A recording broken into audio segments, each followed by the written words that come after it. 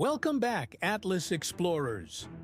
Today, we're diving into the ancient world to uncover one of the most famous and mysterious of the seven wonders of the ancient world, one incredible story at a time.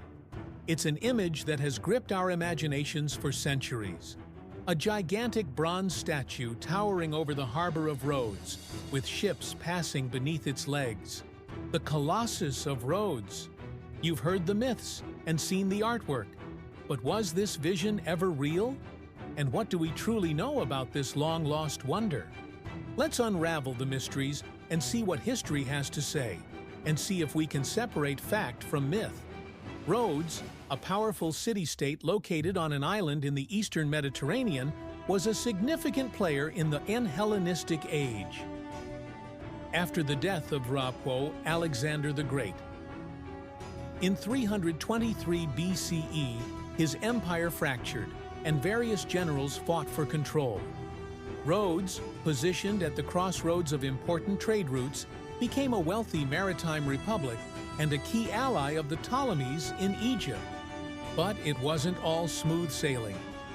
In 305 BCE, Rhodes faced a massive siege from Demetrius of Macedon, also known as Demetrius Poliorcetes, the besieger of cities. Using an array of advanced siege weapons, Demetrius tried to bring the island to its knees, but Rhodes held strong. After an exhausting year, Demetrius was forced to retreat, leaving behind much of his equipment, and in their victory, they decided to honor Helios, the sun god they believed had protected them.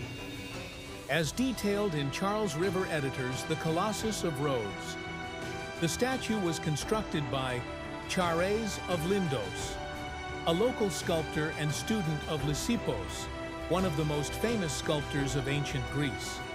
Chares designed the statue with an internal iron framework and bronze plates to form the outer shell, making it one of the most advanced feats of engineering of the ancient world. Here's a cool fact. They used the bronze from the weapons and shields left behind by the defeated army of Demetrius. This wasn't just a statue, it was a statement to the world. It took just 12 years to complete, finally standing tall in 292 BCE. The Colossus of Rhodes was a monumental statue dedicated to the sun god Helios, standing over 33 meters tall, about the height of the Statue of Liberty. Though ancient sources claim the statue weighed over 70 tons, modern historians, including Richard M. Berthold in Rhodes in the Hellenistic Age, suggest that much of this weight was distributed evenly through its carefully engineered structure. For all its grandeur, the Colossus didn't stand for long. In 226 BCE, just 56 years after its completion, Rhodes was hit by a massive earthquake. The statue snapped at the knees and toppled over, its enormous pieces scattered across the ground. The people of Rhodes were devastated by the loss of their beloved symbol, and the earthquake marked the beginning of a period of decline for the city. The aftermath of the earthquake was chaotic, with looters and treasure hunters descending upon the city to claim the valuable bronze and iron scraps from the Colossus. The Rhodians were unable to restore their iconic symbol, and the remains of the Colossus lay scattered across the city for centuries. But the story doesn't end there. For nearly 800 years, the broken remains of the Colossus lay scattered on the ground, and travelers from all over the Mediterranean came to marvel at the fragments. Even in pieces, it was an awe-inspiring sight. Pliny tells us that people could barely wrap their arms around the fallen thumb of the statue. In the 7th century CE, the remains of the Colossus were reportedly sold to a traveling merchant by the Arabs who had invaded Rhodes. Legend has it that it took 900 camels to carry all the bronze away, and the Colossus disappeared from history, leaving only its legend behind. But what makes this wonder so intriguing is not just its size, but the rich tapestry of myths and stories that surround it. Here are some intriguing myths and misconceptions that have captivated people throughout history. 1. The Colossus straddled the harbor. One of the most persistent myths about it is that it stood with one leg on either side of the entrance to the harbor, with ships passing underneath it. This iconic image has been popularized in medieval art. This iconic image has been repeated in books, art, and even movies, but there's no historical evidence to support this. In reality, it's highly unlikely that the Colossus stood in such a position. According to ancient accounts, like those from Pliny, the elders suggest that the statue was erected on solid ground near the harbor, but did not straddle it. The logistics of constructing a 33-meter bronze statue in such a position would have been extremely difficult for ancient engineers. Instead, the statue likely stood proudly on a pedestal near the entrance, overlooking the sea. 2. It was built to terrify enemies. Some accounts exaggerate the purpose of the Colossus, claiming it was built as a weapon of intimidation to strike fear into the hearts of invaders. While the Colossus certainly represented strength and victory, it was primarily a tribute to the sun god.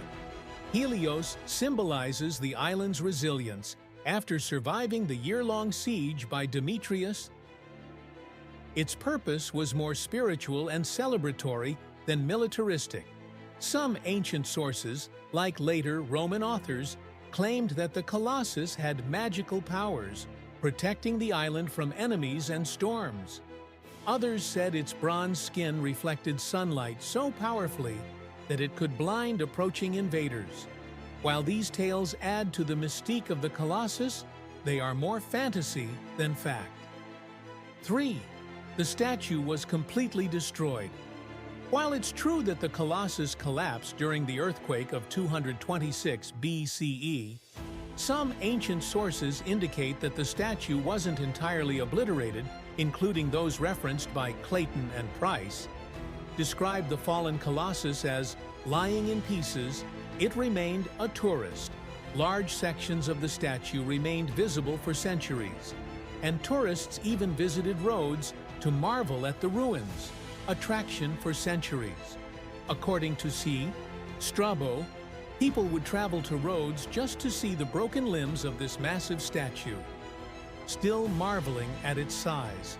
The fingers alone were said to be larger than most statues of the time. The belief that the Colossus was entirely demolished has overshadowed the fact that its ruins were part of the island's attraction for hundreds of years. 4. The Colossus was rebuilt after the earthquake. Another common myth is that the Rhodians rebuilt the Colossus after it fell.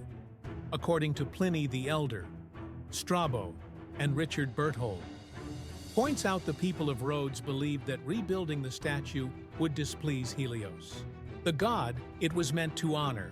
The oracle at Delphi even warned against reconstruction, believing that Helios himself had caused its fall as punishment for their hubris.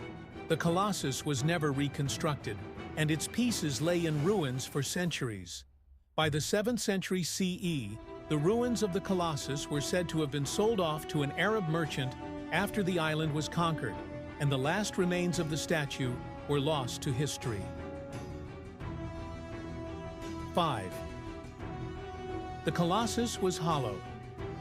There is a myth that the Colossus of Rhodes was hollow inside, like a giant empty shell. In reality, the statue had an iron and stone framework inside, much like modern skyscrapers. Bronze plates were attached to this frame to create the outer shell of the statue. This internal structure was crucial to support the immense weight of the statue, particularly given its towering height. 6. It was built in a single year. Some ancient accounts claim that the Colossus was constructed in a very short time, sometimes as quickly as a year. However, historical evidence suggests it took around 12 years, from 292 to 280 BCE, to complete the statue. This timeline is more realistic, given the advanced engineering required and the sheer scale of the project. 7. The Colossus inspired the Statue of Liberty. While not exactly a myth, this comparison is often overstated. The Colossus has indeed been suggested as an inspiration for the Statue of Liberty, due to both being colossal statues standing in a harbor and symbolizing freedom and victory. However, there's no direct evidence that the sculptor of the Statue of Liberty, Frederick Auguste Bartholdi, explicitly modeled it after the Colossus. Instead, Bartholdi was likely influenced by general classical statuary and the concept of large-scale monumental art. At the end, the Colossus of Rhodes was a marvel of ancient engineering, standing as a beacon of hope and strength.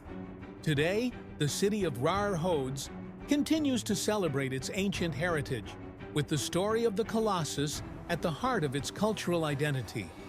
While the statue itself may have been lost to time, its memory remains one of the greatest achievements of ancient engineering. It captured the imagination of ancient travelers and continues to fascinate us today. Even in its fall, the Colossus reminds us of the enduring human spirit and the drive to create something that will be remembered long after we're gone. What do you think? Could we ever see something like the Colossus rebuilt in our lifetime? Let us know in the comments below. And if you enjoyed this deep dive into one of the 7 wonders of the ancient world, don't forget to like, subscribe, and check out our other videos on ancient history. See you next time, right here on Atlas.